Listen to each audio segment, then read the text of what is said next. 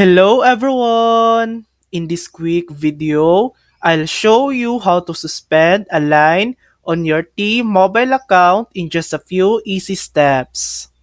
First, log in to your T-Mobile account either through the T-Mobile website or the mobile app.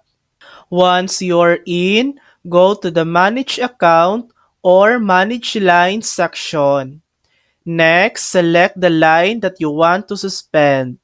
Then tap on Suspend Line.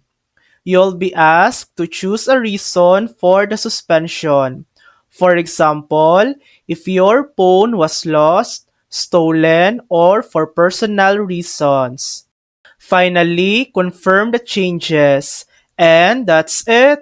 Your selected line will now be temporarily suspended. Thanks for watching!